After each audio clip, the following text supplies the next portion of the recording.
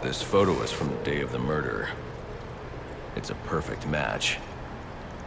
The DNA tells more of the story.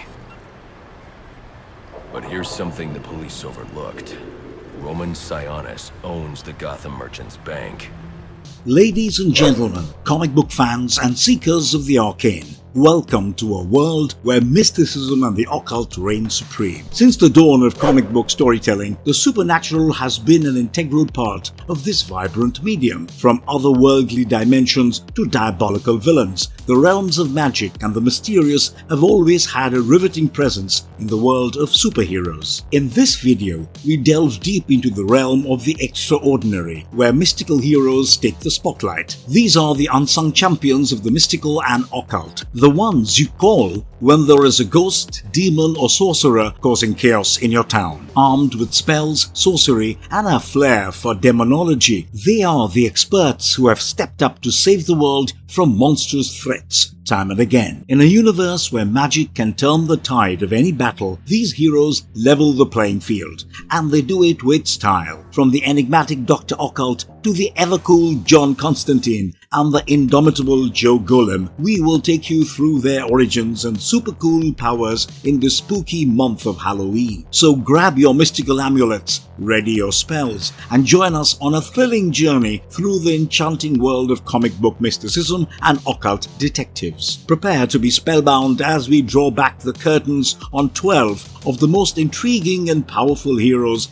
ever to wield the power of the supernatural. Before we go into our explanation, we have a very small request. If you like our content, please support us by subscribing to our channel. This is a small click for you, but for us it means a lot. Thank you. Let's begin.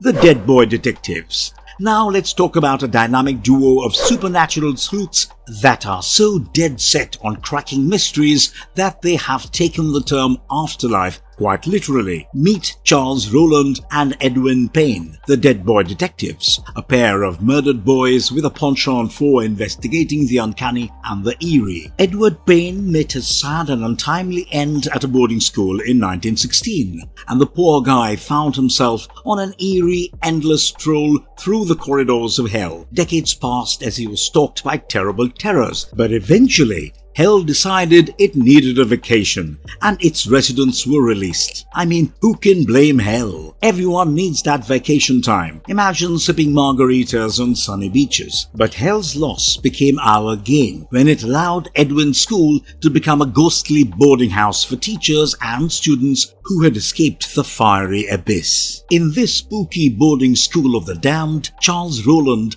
the only living student left, found himself in a tricky kill or to be killed situation as he navigated the horrors that emerged. It did not come as a surprise that he did not survive. However, instead of taking the express train to the afterlife with death, Rowland decided to stick around and enjoy some potentially adventurous afterlife shenanigans with his buddy Payne. You could say life after death had a certain charm for these two. Now, these two supernatural sleuths had taken a page out of the detective handbook quite literally. They studied up on their detective skills by poring over library books and films, most of which fell under the genre of children's adventure fiction. And why not? Ghost detectives need a little inspiration too, right? Their first case involved a missing children's mystery in a British town called Flaxtown, and their adventures led them to cross paths with other Vertigo universe icons such as Swamp Thing and Animal Man. As if solving a disappearance was not enough,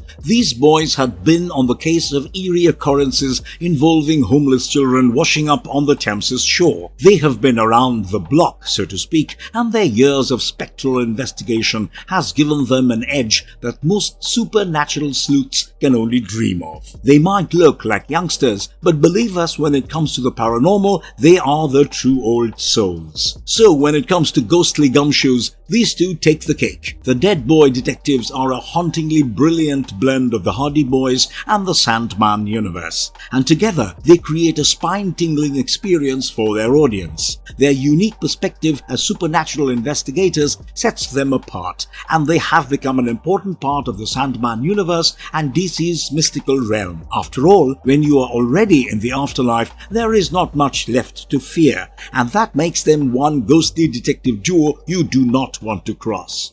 Sandman. It is time to meet Wesley Dodds, a man who did not need a bedtime story to give him the chills. His life was a noir thriller that had Morpheus himself doing a double take. Wesley's story, however, is a blend of dreams and darkness that makes your run-of-the-mill vigilante look about as exciting as a glass of warm milk. Let me paint you a picture. It was the era between the two world wars, and the universe was feeling a bit lonely, with Morpheus taking an unscheduled vacation. So it decided to tap Wesley Dodds on the shoulder and share some of Dreams' powers with him. Not the kind of gift you unwrap with glee, though. It came with a side of insomnia, prophetic dreams of criminal shenanigans, and visions of Morpheus. A fantastic way to mess up your beauty sleep, is it not? Now, to deal with this supernatural-induced insomnia, Wesley decided to go all in with a costume. He decked himself out in a green suit, donned a fedora, and topped it all off with a gas mask that screamed respiratory fashionista. Oh, and the gas mask had a nifty trick up its sleeve. It could emit sleeping gas to turn those criminal nightmares into peaceful slumbers. Move over, Sandman. There is a new Sandman in town. To take things to the next level, he converted his townhouse basement into a science lab. Just another one of your typical suburban home improvement projects.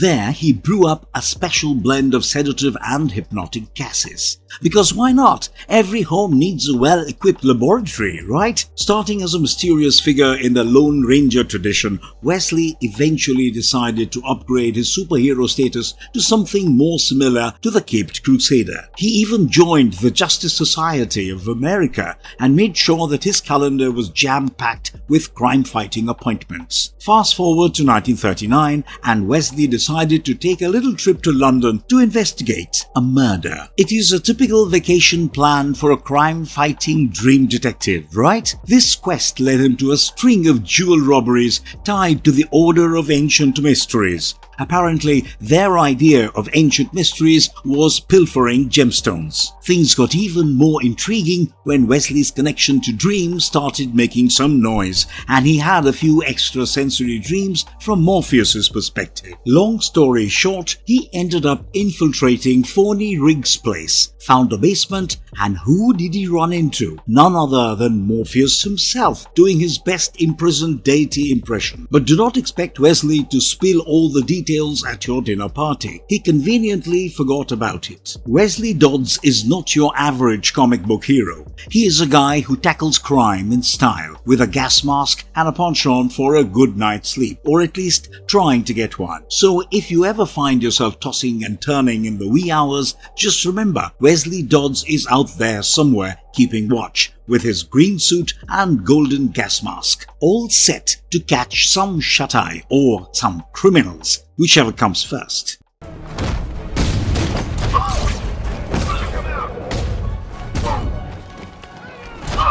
Batman. Well, look who we have here. It is the Caped Crusader himself, Gotham's very own nocturnal nightmare, Batman. Or, as he is known during the day, the billionaire playboy Bruce Wayne. And I know what you're thinking, and the answer is no. No, he does not have superhuman abilities, but do not let that fool you. He is one of the sharpest minds in the world, and a martial arts master who can put the fear of bats into the hearts of criminals. Do I need saying more about the man who has the title of the world's best detective? But let's talk origins, shall we? I know most of you comic book fans know the origin stories of Gotham's Guardian, but let me indulge my own curiosity. Way back in the Golden Age, Batman burst onto the scene in Detective Comics issue number 27, already operating as a crime fighter. His origin story, presented in Detective Comics issue number 33 and later fleshed out in Batman issue number 47, reveals that he was born to a wealthy and philanthropic Wayne family. Life was all grand and dandy in Wayne Manor until young Bruce's parents met a small-time crook named Joe Chill during a night out at the movies. The Waynes did not make it home, and Bruce made a promise. He would rid the city of the evil that had taken his parents from him. That is when the real work began. Bruce immersed himself in intense training, both physically and intellectually, but he was struck with the realization that smarts and muscles alone would not cut it. Criminals are a superstitious bunch, so he decided his alter ego should be something that strikes terror into their hearts. And voila, Batman was born. In the early days, his vigilante gig did not make him many friends in the police department. But fear not, this relationship improved. Along the way, he picked up a sidekick, none other than Dick Grayson, the circus acrobat turned Robin. Dynamic duo? Check. Batman even flexed his crime-fighting muscles as a founding member of the Justice Society of America. Now let us fast forward to the Silver Age, where things got a bit lighter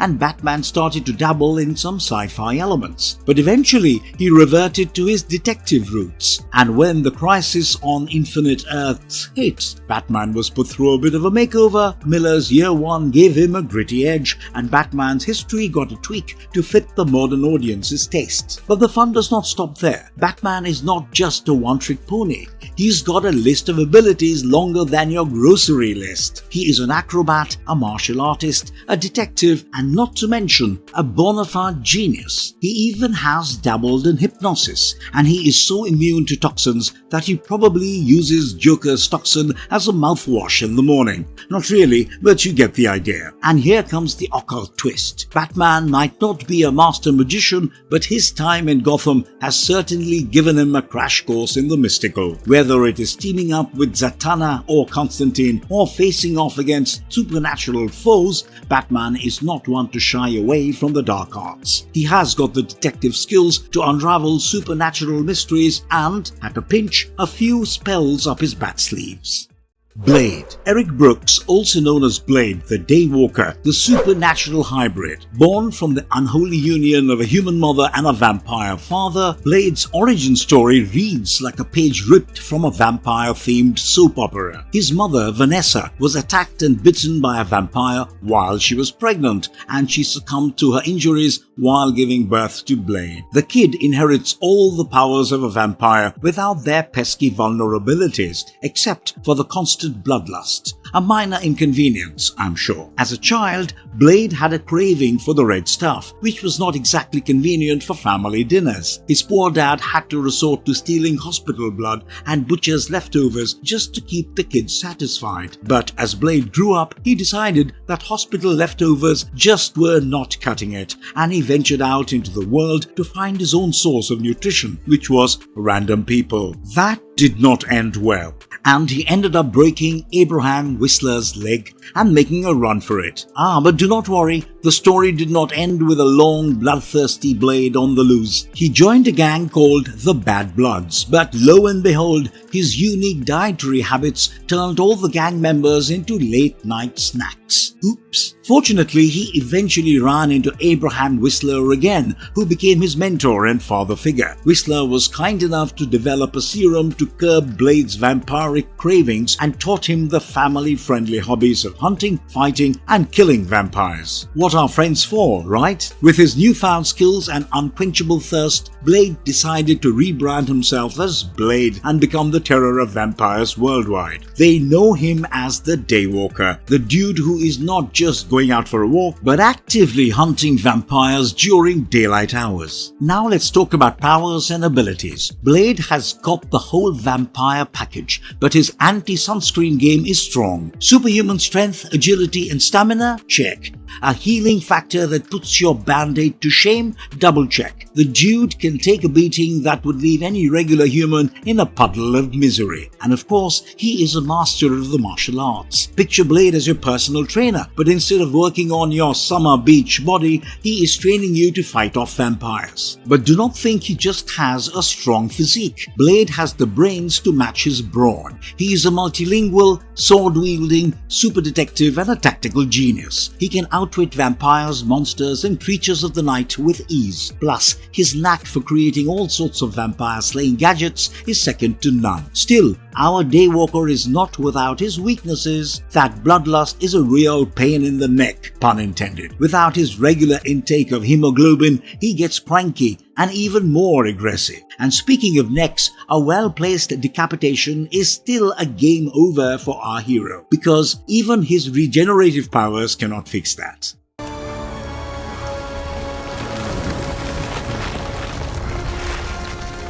Hellboy. In a world rife with paranormal oddities and cosmic capers, there is a certain red-colored investigator who stands out like a glowing beacon of the bizarre. Meet Hellboy, or Anang Unrama if you prefer the birth certificate version. He is the love child of the demon Azael and the witch Sarah Hughes, a union that sounds like a plot twist straight out of Shakespeare's wildest dreams. It is no wonder Hellboy's origin story is more perplexing than trying to understand the plot of a Christopher Nolan movie. Hellboy's arrival on Earth was no ordinary affair. The date was December 23rd, 1944, and the mystic conjurer extraordinaire Grigory Rasputin decided to play party planner. Using some mystic mumbo-jumbo and probably a little too much help from his dark buddies in the Third Reich, he brought Hellboy onto the earthly stage. Not through a stalk or even a cosmic wormhole, but in a good old churchyard in the Outer Hebrides, Scotland. It was like the occult version of a surprise baby shower, with Rasputin as the uninvited guest. But do not worry, it was not as sinister as it sounds. A team of American soldiers led by First Sergeant George Whitman was already on the case. They were there to investigate this mysterious Nazi ritual, and what they found was a red, horned, stumped bundle of joy that would go on to become Hellboy. Enter Professor Trevor Brutenholm, a name only a comic book character could pull off, and the Bureau for Paranormal Research and Defense, or BPRD for short. It is like the X-Files on supernatural steroids. Brutenholm did not decide to throw Hellboy back to the netherworld. Instead, he pulled a godfather and gave him a name, a purpose, and a trench coat, and thus the lovable Hellspawn was christened Hellboy. Now, Hellboy's childhood was not all bedtime stories and lullabies. Growing up in an Air Force base in New Mexico under the watchful eyes of Trevor Brutenholm and the occasional barking from his dog buddy Mac, he was living the American dream. In 1952, at the ripe old age of 8, technically, he officially joined the BPRD. No need to worry about child labor laws when you are half demon, right? If you thought his early years were a handful, just wait until you see his early career. By now, Hellboy had grown into a strapping, cigar-chomping paranormal investigator with a penchant for punching things that go bump in the night. His resume reads like a horror anthology. Encounters with werewolves, vampire dust-ups, and run-ins with the likes of Herman von Klempt, the mad scientist extraordinaire. Now let's talk superpowers. Hellboy's got a buffet of them, thanks to his daddy Azael. He has got superhuman strength, a knack of dodging bullets, a healing factor that makes Wolverine look like a slow healer, and the uncanny ability to transform into even more demonic form. Think fiery infernos, thunderous bolts, and wings that put angels to shame. But if you are wondering whether that's all Hellboy has up his sleeves, just wait, because along with physical power, he also has some crazy abilities. He is a master of hand-to-hand combat, a walking encyclopedia of occult knowledge, and fluent in languages that most folks can't even pronounce. Isn't that exciting? But do not let all that tough guy exterior fool you. Hellboy is not just about smashing stuff. He's got a heart as big as his oversized right hand. He may be the harbinger of the apocalypse, but he is also a guy who would rather share a cold one and crack a joke than unleash Armageddon. Dr. Spectre from Gold Key Comics. Next, we are diving headfirst into the occult world of comic book detective extraordinaire Dr. Adam Spectre. Forget Sherlock Holmes and his hat. Spectre's style is more magical amulets and werewolf transformations. Created by the brilliant minds of writer Donald Glutt and artist Dan Spiegel, Spectre first graced the pages of Mystery Comics Digest issue number 5 back in July 1972. So what is the origin of Dr. Adam Spectre? a suave and debonair occult investigator who is like the James Bond of the paranormal world. Well, he faces off against mummies, vampires, Dracula of all bloodsuckers, and werewolves, like he is checking off items from a very peculiar grocery list. But what makes this good doctor really stand out in the crowd is his ability to get a taste of the action firsthand. Yes, you heard that right. Dr. Spectre himself dons the fur and fangs and becomes a werewolf. No full moon is required. He just goes all lycanthropic because it is Tuesday or something. In this hairy form, he gets a power boost that would make the Hulk jealous, superhuman strength, stamina, and an enviable resistance to pretty much anything except silver weapons. Who needs a gym membership when you can just Hulk out like Dr. Spectre, huh? And it is not just all muscles and fang. Dr. Spectre is the Sherlock of the supernatural set, with a brain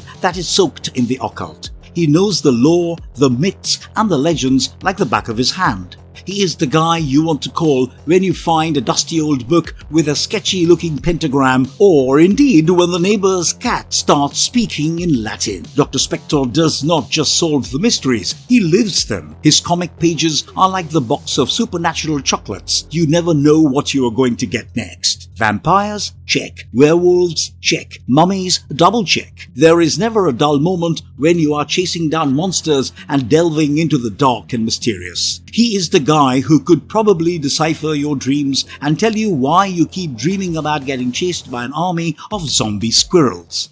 Dylan Dog. Dylan Dog, the man with a killer fashion sense and a love for the supernatural. The name is Dog, Dylan Dog, and I do not need your fancy overcoats and umbrellas. I have got a look to maintain, and even if it is raining cats and dogs out there, Dylan is more than just a guy who has great fashion sense though. He has been a paranormal investigator for as long as he can remember. Well, not really, but it sounds cool, right? He left his cushy job at Scotland Yard because of a little alcohol problem. Wink wink. Now I cannot help but admire his taste in music. From classical to heavy metal, the man has got an ear for the classics. He is a vegetarian, an animal rights supporter, and has more phobias than you can shake a steak at. Heights, claustrophobia, you name it, he is probably afraid of it. Oh, and bats. Nope, not a fan. I would probably leave the vampire hunting to someone else. Now, Dylan does not believe in coincidences, and he is a man of principles.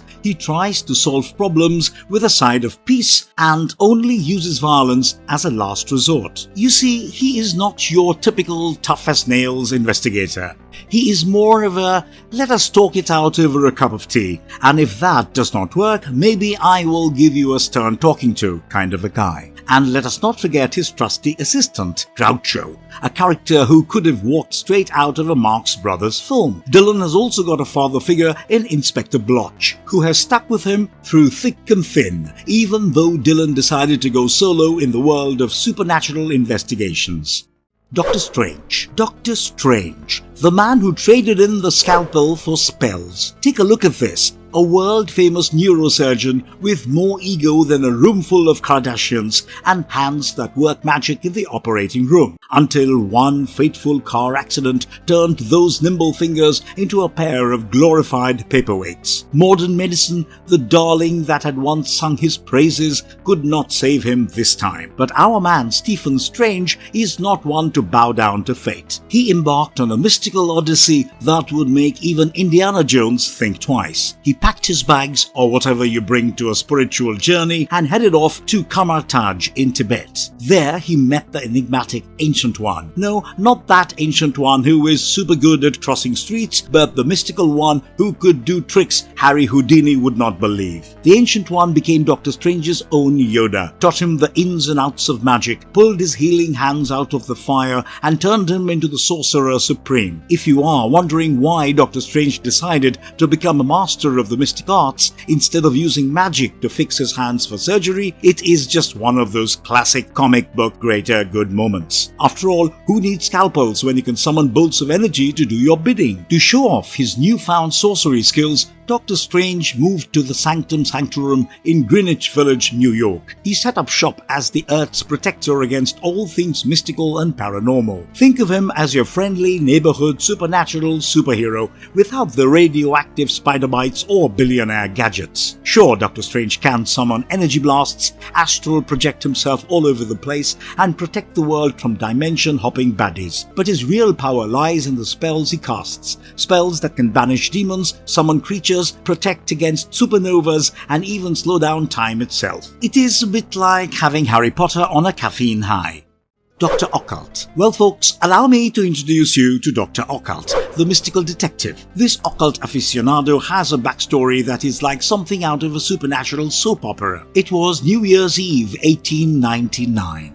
Occult decided to ring in the new century with a good old-fashioned child sacrifice, as you do. But, Satan himself was not in the mood for baby snacks that day, so he went all fiery rage on the cultists. Koth, a monster with a taste for drama, decided to ruin their evil party by killing them all. Just when things could not get any weirder, enter Zator, a disciple of the Seven, who swooped in to rescue the kidnapped infants. These infants had a unique destiny. They were meant to grow up as the mystical tag team of Richard Occult and Rose Psychic. These names might sound like something out of a dime store novel, but trust me, there is nothing cheap about their supernatural abilities. The Seven saw magic potential in these kiddos, so they raised them like a mystical Brady Bunch. Once they hit the right age, Zator gave Richard the magical equivalent of a varsity jacket, the mystic symbol of the Seven, and the title Dr. Occult. Yeah, you heard that right, Dr. Occult, not your everyday superhero name. Cut to 1920s New York City, and the dynamic duo of Dr. Occult and Rose Psychic was ready to take on the world. Richard decided to keep his academic credit intact by studying science and earning his doctorate. Smart move, Doc. After all, a doctor in the name can lend you some much-needed credibility in the world of supernatural sleuthing. Even though their services were initially about as popular as a vegan steakhouse in Texas, Dr. Occult and Rose Psychic eventually got their big break by cracking the case of a mass-murdering vampire. Now that is a story worth sinking your teeth into. One of the greatest hits in Dr. Occult's magical playlist is astral projection. He can basically send his consciousness on a solo trip around the spirit realm. He is like the Airbnb of astral travelers, always renting out his mental space to the most interesting supernatural entities. But wait, there is more. Dr. Occult can get all intangible when he wants to, slipping through solid objects like a ghost that has had a few too many ectoplasmic cocktails. Need to move some stuff with your mind? No problem. He has got telekinesis in his mystical toolkit. Plus, he is a champion at hypnotizing people and casting illusions. He can make you believe you are seeing pink elephants or dancing unicorns, or even that you are at a Taylor Swift concert. The Doctor can also do a neat trick that is like a magical makeover. He can change his appearance to look like Rose Psychic. It is like magic plastic surgery without the pain or the regret. And if that were not enough, Dr. Occult also knows a thing or two about investigation. You can consider him the Hercule Poirot of the supernatural world. He can analyze a crime scene and solve cases that would leave regular detectives scratching their heads. And as for his magical arsenal, Dr. Occult had a time when he wielded a sword and belt that were practically the Swiss Army knife of the mystical world. Flight? Definitely. Summoning ghostly knights? You got it. Turning people to stone? Easy peasy. And let us not forget the mystic symbol of the Seven. With this symbol, he can repel supernatural beings, read minds, and even give certain natural forms of energy the cold shoulder. Joe Golem. Joe Golem is the supernatural sleuth extraordinaire who is more occult than a black cat under a ladder and cooler than a vampire in a leather jacket. Now, he did not fall into the world of occult detective work by accident. In fact, it is like he got a PhD in paranormal problem solving. His story began in the mystical 60s and 70s, a time when bell-bottoms were in style, lava lamps were all the rage, and the supernatural was just another part of the daily grind. grind. Joe is not your run-of-the-mill detective. Nope, he is more like the Indiana Jones of the occult world, and his hat is cooler too. The supernatural? It is his bread and butter. Whether he is dealing with the undead, monsters with a penchant for kidnapping kids, or superhumans who have lost their marbles, he is your guy. Joe Golem is not just a standalone detective. He is part of Mike Mignola's Outerverse, where the supernatural is not a surprise. It is a way of life. It is a world where other occult heavyweights like Baltimore also do their thing.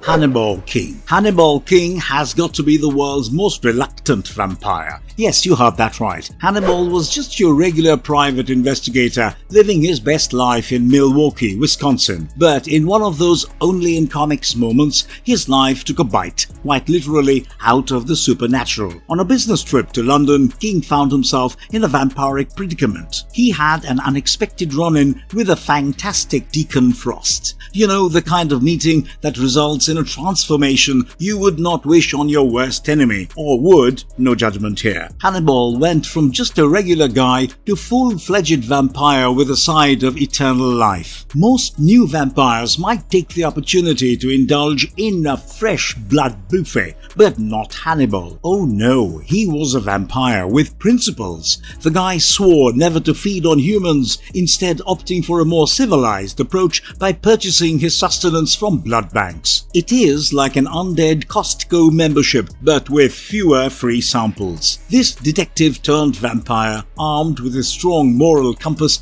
decided to keep his super vampire powers on the down low. He would still be solving mysteries and crimes, but only under the cover of darkness. But one day, a woman named Adrienne Brown Walters waltzed into Hannibal's London office with a case that screamed Dracula was here. She suspected her newly wed husband had been murdered by a supernatural creature. A trip to the Lucky Inn led Hannibal straight into the fangs of a bartender vampire. But Hannibal King did not go down without a fight, and he quickly gave that vampire a lesson in whom not to mess with. His investigation led him down a vampire-infested rabbit hole, right to the doorstep of the Lord of the Vampires himself, Dracula. A battle royale ensued, with Hannibal giving Dracula a taste of his own medicine. But Drac, always one to turn lemons into a vampire cocktail, vanished before things got too intense. During his quest to uncover the truth, Hannibal encountered an unlikely ally, Blade the Vampire Slayer. As they delved deeper into their mission, things got weirder.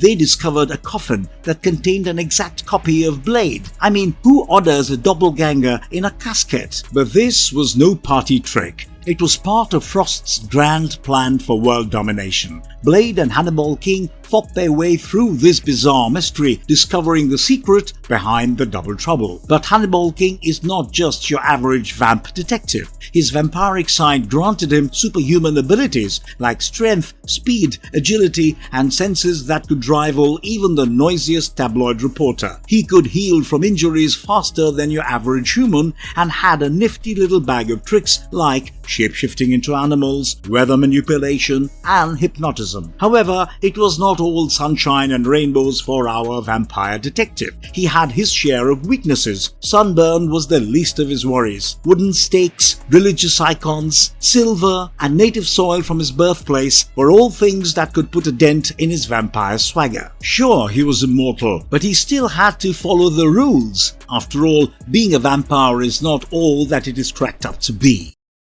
Constantine. Meet John Constantine, the occult detective with a likeness for walking out on the dark and twisty side of magic, and an attitude that could sour a glass of milk at a church picnic. Constantine was born in the land of the Beatles, Liverpool, England, but his childhood experiments with magic left his house in flames and his parents 6 feet under. Note to self: magic without proper supervision can lead to some serious, fiery consequences. In his rebellious younger years, Constantine was a silver-tongued punk, a conman with a taste for trouble. Magic was just a side hobby, something he dabbled in. It was only when he fell head over heels in love with a police officer named Margaret Ames that he got more serious about the supernatural. The pair went on magical escapades together, but Constantine, in an effort to protect her from his dangerous world, ghosted her like a bad Tinder date. Then came the rock and roll days with his first love. Veronica Delacroix. Together with their pal Gaz Lester, they formed Mucous Membrane,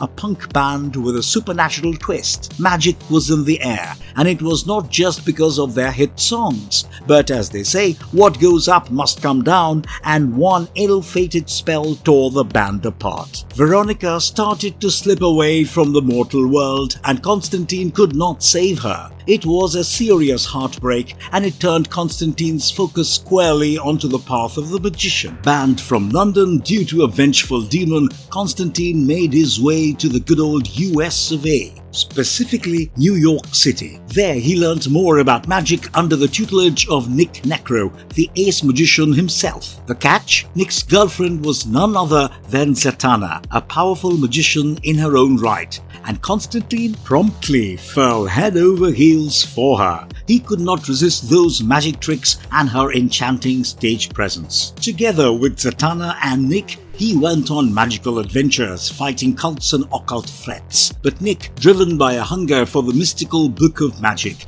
ended up betraying his friends. Their magical trio broke apart, and Constantine's romantic involvement with Zatanna ended on a sour note when he accidentally caused her father's demise. Talking about how powerful he is, Constantine is a magician of the highest order, having honed his magical skills since his teenage years, and his repertoire of abilities is nothing short of impressive. His mystical talents cover an array of supernatural feats, including performing spells that encompass various forms of magic, be it black, white, or grey. He possesses the ability for astral projection, allowing him to eavesdrop on otherworldly conversations. Dimensional travel is a breeze for him, and he can create portals to alternate realms and swiftly summon entities or escape danger. When it comes to expelling unwanted supernatural tenants, he excels in exorcism. Constantine's proficiency in illusion casting rivals the best magicians and makes Houdini's tricks appear childlike in comparison. He can turn invisible on a whim,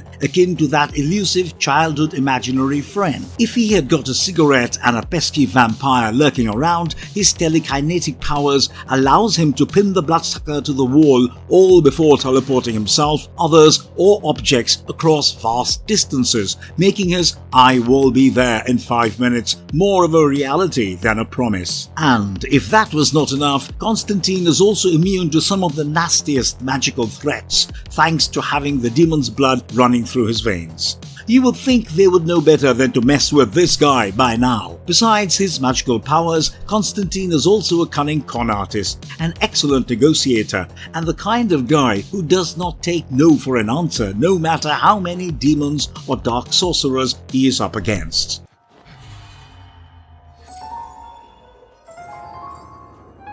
Marvelous verdict. Our journey through the lives of 12 mystic and occult detectives has been nothing short of spellbinding. From the early years of comic book storytelling to the modern age, these enigmatic heroes have remained a vital part of the tapestry that make up the comic book universe. With their unwavering commitment to unraveling the mysteries of the supernatural, they remind us that even in the darkest of times, there is a light that can pierce the shadows. As we close this chapter of our exploration, we are reminded that the allure of the mystical and occult transcends mere fiction. It speaks to our fascination with the unknown and our desire to confront the inexplicable. So, as we step out of this mystical world and back into the realms of the ordinary, let us not forget the magic and wonder that these heroes bring into our lives. The next time you find yourself face to face with the inexplicable, remember that there might just be a mystic detective out there ready to take on the case. Thank you for joining us on this captivating journey through the world of comic book mysticism and occult detectives. So, which detective is your favorite? Let us know in the comment section down below. And if you liked this video, then do not forget to hit that like and subscribe button on your way out. Until next time, may your adventures be filled with wonder, and may the unknown always hold a touch of magic.